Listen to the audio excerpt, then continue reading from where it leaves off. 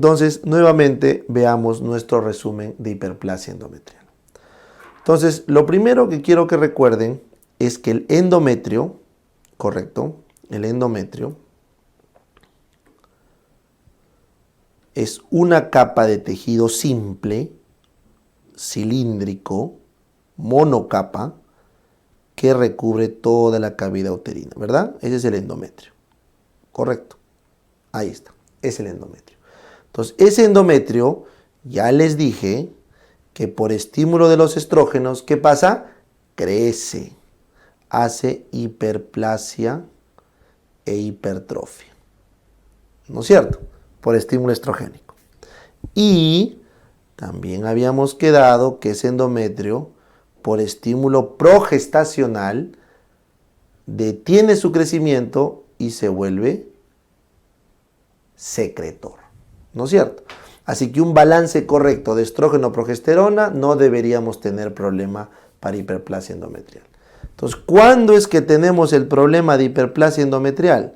La hiperplasia endometrial se genera por exceso de estrógeno ovárico, por exceso de estrógeno periférico, la estrona, ¿se acuerdan que se formaba en la grasa por aromatización periférica de la DHEA?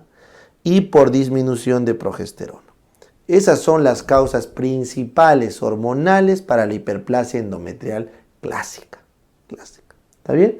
Esas son las razones. Por lo tanto, las pacientes que tengan estas condiciones van a hacer hiperplasia endometrial. Pero hasta ahí todo fresh, no hay problema. ¿El problema dónde está? El problema radica que si por este exceso de hormonas hay hiperplasia, no hay problema, algunas de las células pueden desarrollar atipia. Entonces, ahí sí es el problema. Entonces, si empieza a haber riesgo de atipia, ojo, atipia, la probabilidad del cáncer se sube hasta un 29% de los casos. Entonces, cuando ya hay riesgo de atipia por la hiperplasia, entonces me tengo que preocupar. Y se ha visto que a partir de los 6 meses de anovulación ya hay riesgo de hiperplasia endometrial y por ende riesgo de atipia. Entonces, cualquier crecimiento excesivo de estrógeno pasado los 6 meses ya me asusto, ya debería tratar de buscar atipia, ya debería tratar de buscar qué hacer. ¿Correcto? Entonces, esa es la lógica, ¿ya? Esa es la idea de por qué queremos abordar. Entonces, vamos a ver cuáles son los factores de riesgo para hacer esta hiperplasia. Entonces recuerden, la hiperplasia endometrial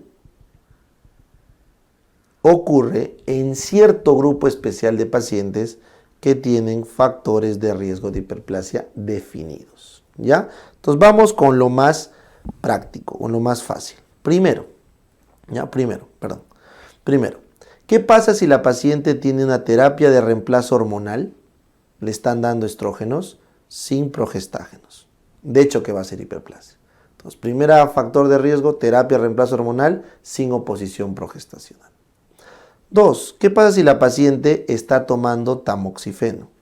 El tamoxifeno bloquea el estrógeno en la mama, pero lo agoniza en el útero. Entonces va a ser hiperplasia endometrial. 3. ¿Qué pasa si la mujer tiene un estadio de anovulación por más de 6 meses? Por ejemplo, síndrome de ovario poliquístico.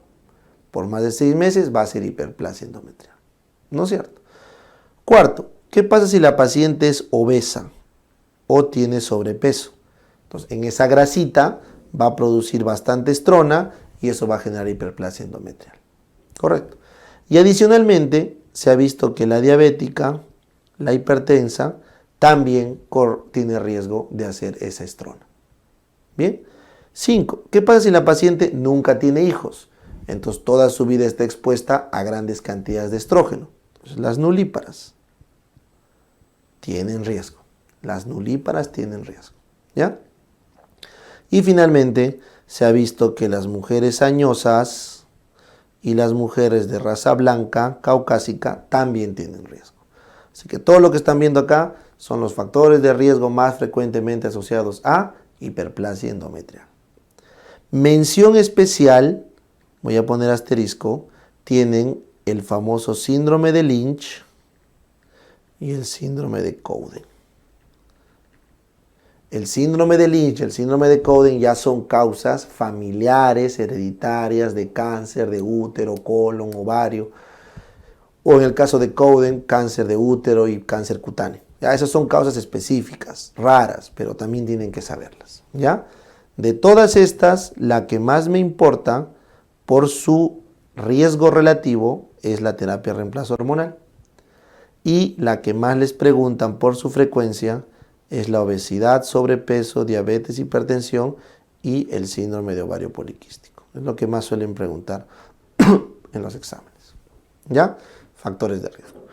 Muy bien, entonces, ¿cómo voy a yo llegar al diagnóstico en estas pacientes? Entonces, el diagnóstico en las pacientes puede requerir una ecografía y eventualmente una biopsia guiada por histeroscopio. ¿Está bien? Entonces, ¿cómo es la forma de presentación? Entonces, estas pacientes, a medida que va creciendo su útero, como ves acá, lo que van a hacer es hemorragia uterina anormal, sangrado, del tipo metrorragia. O sea, en cualquier momento. No asociado al coito. No asociado al coito. Y si esto le voy a sumar factores de riesgo, que son estos que vimos acá, entonces si yo tengo esta combinación, claramente tengo que sospechar de hiperplasia endometrial. Tengo que sospechar. Entonces, si es una mujer premenopáusica, si tengo todo esto y es una mujer premenopáusica, entonces le haré una ecografía transvaginal y luego le haré una biopsia. Pero si es una mujer posmenopáusica, de frente me voy a la biopsia. ¿Ya? Entonces por eso les he mostrado. Cuando ven acá, esta es una ecografía transvaginal y esto que estoy pintando de amarillo es el endometrio en fase folicular. Y en esta otra ecografía, lo que están viendo acá es el endometrio hiperplásico. Cuando hay demasiado endometrio, eso se llama hiperplasia endometrial por ecografía. Eso no es diagnóstico de hiperplasia endometrial, es simplemente por ecografía. Entonces, cuando ustedes tienen una posmenopáusica, se van de frente a la biopsia. Se van de frente a la biopsia. ¿Ya? Y cuando tienen una premenopáusica, hacen ecografía más biopsia. ¿Ya? Eso es también algo que deben recordar, porque siempre en la premenopáusica, en la ecografía, hay que buscarle otras causas. ¿Ya? Entonces, en ambos casos, si te das cuenta, tanto en premenopáusica como en posmenopáusica, en ambos casos has terminado en la biopsia. Entonces, la biopsia se realiza por histeroscopio. La biopsia ideal es con esta imagen que estás viendo acá, que es el histeroscopio. El histeroscopio, ¿ya? Entonces, toma una biopsia de tejido y te puede resultar dos cosas. Hiperplasia endometrial sin atipia o hiperplasia endometrial con atipia. ¿Correcto? Hiperplasia endometrial sin atipia, hiperplasia endometrial con atipia. ¿Ya? Cuando estás en una hiperplasia endometrial con atipia, indistinto si es premenopáusica o posmenopáusica, tu recomendación debe ser histerectomía total, preventiva, profiláctica.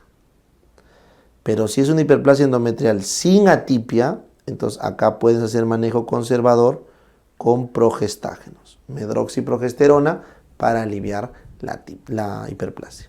¿Ya? Esos son los dos caminos. Sin embargo, UpToDate recomienda que toda paciente que ha dado biopsia positiva para hiperplasia endometrial se le practique dilatación y curetaje. Dilatación y curetaje para sacar todo el tejido posible, porque un 40% de las hiperplasias endometriales están sincrónicamente conviviendo con un cáncer de útero. Entonces, 40% de las hiperplasias tienen cáncer uterino concomitante. Por eso UpToDate recomienda que ante una biopsia por histeroscopio positiva deberíamos hacer una dilatación y curetaje para descartar cáncer de útero. ¿Ya? Ese es importante que recuerden. Ahí está. ¿Ya?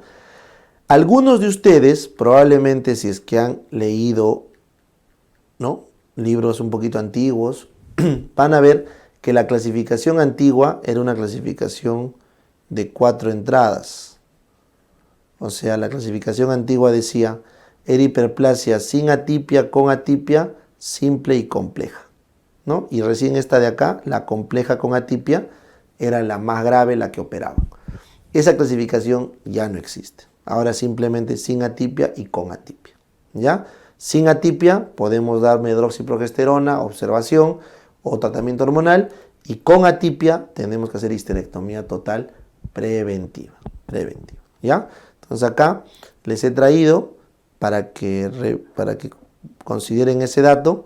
Los que conocen todavía el término simple sin atipia, compleja sin atipia, simple con atipia y compleja con atipia, son los que están leyendo la clasificación de la OMS del 2004, ¿ya? El 2000 es un año importante porque se introdujo el término EIN, neoplasia endometrial intraepitelial. Neoplasia endometrial intraepitelial. Este término EIN es el análogo del NIC. Este término EIN es cuando el tumor o la atipia está confinada encima de la membrana basal. Es un precáncer. Es el análogo del NIC para el cáncer de cervix, el EIN en útero, ¿ya? Pero luego esta clasificación se dejó, no es tan útil, confunde bastante, y el 2014 la OMS hace una más simple. Hiperplasia con atipia, esa es neoplásica, hay que operar, y la hiperplasia sin atipia, que no es neoplásica y podemos dar tratamiento hormonal, ¿ya? Esa es la forma actual más práctica de referirnos a la hiperplasia endometrial. Cuando superamos esto, yo les dije, la hiperplasia endometrial, sea cual sea la definición, no me interesa, cuando superamos esto, es recién que llegamos al cáncer. O sea, no estamos hablando de cáncer. En otra sesión vamos a hablar de cáncer de útero. Aquí estamos hablando de precáncer de útero, que es la hiperplasia atípica, ¿ya? Porque la hiperplasia no atípica ni siquiera es precáncer, simplemente es hiperplasia, ¿ya? Entonces eso hay que tener claro acá.